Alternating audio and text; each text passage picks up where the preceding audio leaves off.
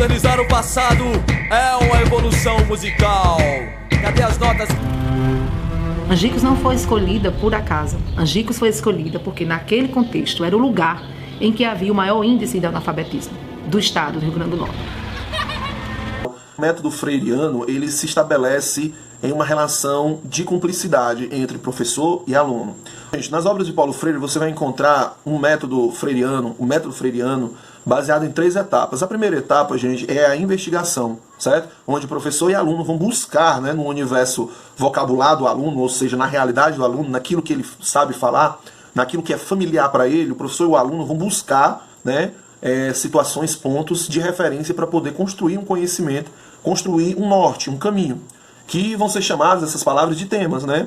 Esses temas centrais da biografia do aluno, esses temas centrais da vivência do aluno. Pegando esses pontos, aí nós vamos poder trabalhar uma educação abrangente e uma educação, de fato, efetiva para o aluno, que fale da realidade dele. O segundo ponto, gente, é a tematização. Primeiro, nós temos a investigação, a segunda, tematização. Novamente, entre professor e aluno. A tematização, gente, é a codificação e a decodificação de temas, né, desses temas, dessas palavras, como trabalho, como construção, como agricultura, como pá, enxada, como pescaria, enfim. Então, o aluno ele vai trazendo essas palavras e nós vamos buscando entre professor e aluno os significados dessas palavras, né? Fazendo com que o aluno tome consciência dessas palavras, tome consciência do peso dessas palavras, da importância dessas palavras para o contexto social dele, para um contexto social não só dele, mas como um contexto macro, né? Um contexto em que se constrói outras realidades, pontuando em que esse cidadão, por mais simples que ele seja, como por exemplo o agricultor, é de suma importância para o empresário o trabalho que esse indivíduo vai fazer no campo. Tá dando para entender? Então nós vamos... A alfabetização era baseada em 12 a 15 palavras apenas, que continham todos os principais fonemas da língua portuguesa. O terceiro ponto, primeiro, nós vamos ter aí a investigação, segundo, tematização, e a terceira nós vamos ter aí a problematização. Pois é, Paulo Freire usa um fator da ferramenta filosófica, que é a problematização, para trabalhar o seu método de ensino, certo? Novamente, professor e aluno em debates, em discussões, em análises, né? Vão buscar separar uma primeira visão mágica, fantasiosa e ideológica que é imposta para o aluno, que faz com que o aluno acredite que sempre foi daquele jeito, certo? Então, o professor e o aluno vão desconstruir aquela realidade em que sempre empurraram para você que o seu filho, né, que o seu filho não pode ser doutor, que o seu filho tem que se contentar com aquilo que ele tem desde que nasceu, entendeu? Então, Paulo Freire faz o quê? Opa, vamos analisar o porquê disso, vamos analisar o que de fato é o trabalho, o que de fato é a educação, o que de fato é a transformação, e aí possibilitando o agricultor potencializar a mudança de vida do seu filho, a sua própria mudança de vida. E no debate sobre a palavra trabalho, o que é que vem? Vem as condições de trabalho. Aí evoca discussão sobre trabalho, condições de trabalho, remuneração de trabalho, entende? Garantias, direitos, deveres. Na época, analfabeto não votava. Então você imagine o que era você passar a ter mais ou menos 6 milhões de novos eleitores em um ano. Entendeu? Não, beleza. Então assim, ó, desconstrói essa ilusão das palavras, da realidade, não é? De uma forma bem crítica no mundo, partindo para a transformação, né, do conteúdo vivido.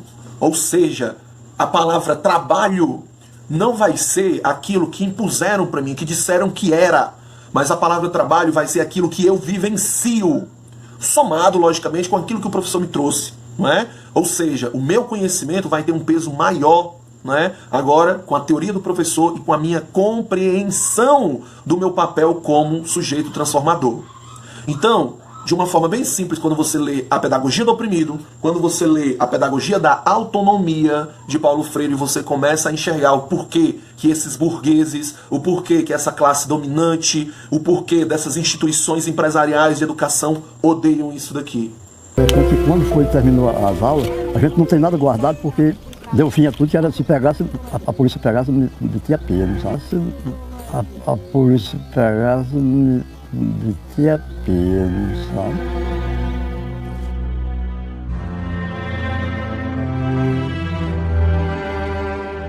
Desde então, nunca mais Paulo Freire entrou no Ministério da Educação. Né? Por quê? Porque hoje nós temos o filho da empregada sendo médico, nós temos o filho da empregada sendo professor, engenheiro, nós temos o filho da empregada sendo pesquisador. Hoje o filho da empregada doméstica, ele não precisa ser o caseiro, o novo caseiro ou o novo empregado da casa grande. Hoje o filho pode ser o patrão que ele tanto obedeceu e que tanto viu a mãe ou o pai dele obedecer. Então, por isso que aqui na pedagogia do oprimido, cara, nós temos realmente um trabalho de autonomia do aluno, de autonomia do adulto que estuda o Paulo Freire, que estuda no método paulo freiriano. Não é a criança, é o adulto, precisa ter uma maturidade de vida para poder vivenciar isso daqui. Novamente, isso exclui a capacidade de trabalhar esse método no ensino médio? Não exclui, porque nossos alunos de ensino médio têm uma vivência social gigantesca, uma bagagem pesadíssima, que podem trazer para a gente enriquecer o nosso conhecimento como educadores nesse país, ok? Então é importante nós sabermos isso. É importante sabermos que a pedagogia que o Paulo Freire trabalha é uma pedagogia de transformação intelectual, racional, social, cultural, histórica do trabalhador. Ok? Novamente, jovens e adultos não são crianças. Por isso, quando você escuta, porque esse é um método paulo freiriano, trabalhar o kit gay nas escolas, ou coisa do tipo e tal.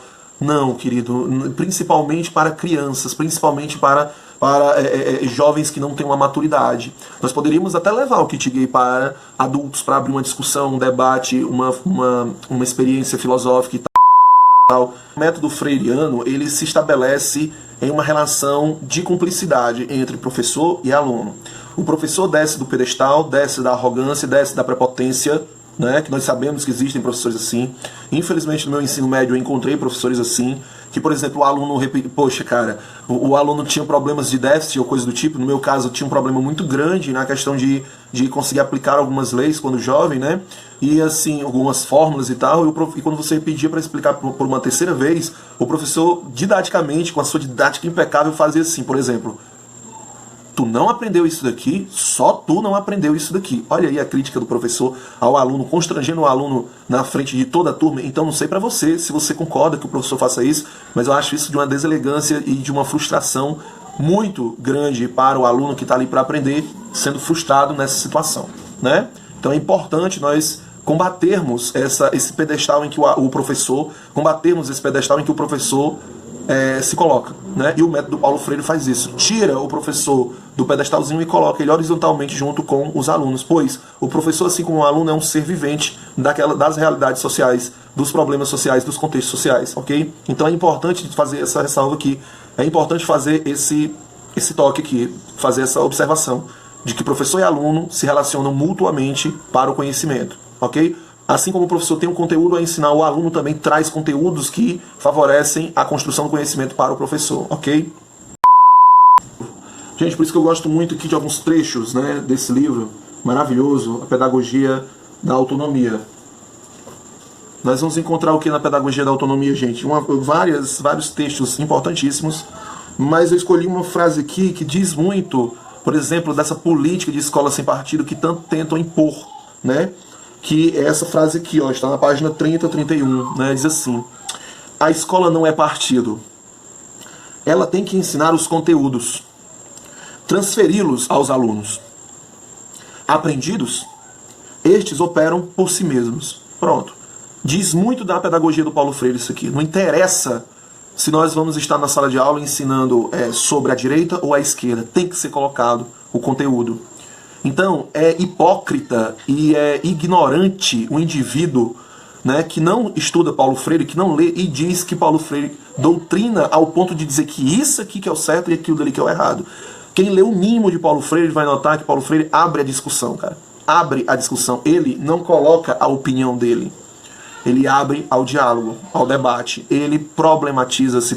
É por isso, gente, então, que eu estou falando sobre Paulo Freire, para a gente ter um entendimento mais interessante sobre o Paulo Freire. Vocês não me conhecem, alguns poucos me conhecem aqui que estão curtindo, né? Muitos aqui que estão no canal são meus alunos. E isso, gente, eu estou fazendo para vocês, alunos, né? Me questionem, cara.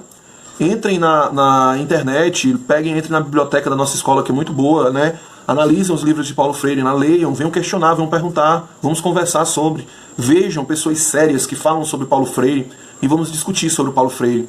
Vamos discutir sobre um método de educação que seja adequado e um método de educação que seja de fato a imagem e semelhança do aluno, a imagem e semelhança da realidade social do aluno, ok? Porque assim, gente, não adianta nós ensinarmos se o aluno não se sentir atraído pelo conteúdo, atraído pela situação, atraído por aquilo que de fato vai fazer diferença na vida dele, ok? Então é isso, galera. Só para fechar, tem uma outra frase do Paulo Freire que eu não lembro muito bem aqui agora, mas que fala mais ou menos assim, né? Que na verdade a educação não tem educação sem ideologia, né? Não tem educação sem ideologia. Agora a grande questão, segundo Paulo Freire, não é a questão da ideologia, é saber qual ideologia é ensinada na escola. Uma ideologia que coletiviza, ou seja, uma ideologia que inclui, inclusiva, ou é uma ideologia excludente. Então fica aí o questionamento para a gente refletir. Leia. Vocês, meus queridos, que são meus alunos ou não, leia primeiro para poder falar, porque a onda de burrice, de ignorância, de pós-verdades e fake news que nós estamos vendo nesses últimos anos é fruto da falta de leitura, é fruto da falta de pesquisa. Então não vamos acreditar em trabalhos bem montados, bonitinhos, para te enganar ideologicamente. Como, por exemplo, o que vai sair agora aí, que se chama Pátria Educadora, não é? Que vai vir com toda uma historinha fantasiosa sobre a educação pública, como se Paulo Freire fosse o grande vilão de todas as desgraças da educação pública, sendo que não é. Por que não é? Porque a nossa educação pública falta de tudo, mesmo tendo um investimento que não é um dos maiores, é bom dizer isso. Em outro vídeo eu vou falar disso também, vou colocar os dados em outro vídeo para falar sobre somente a educação no Brasil, não é? Novamente de uma forma objetiva, humilde, simples e direta, enfim. Então, nós temos que saber que a educação tem vários problemas, antes da questão ideológica.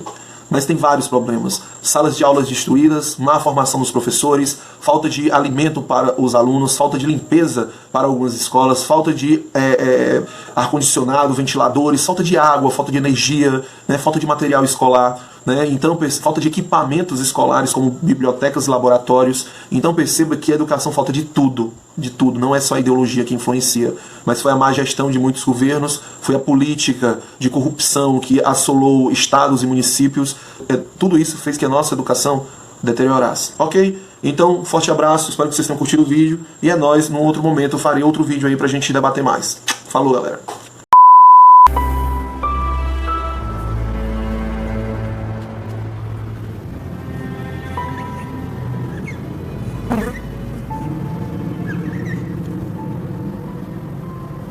Tijolo, telha e belota.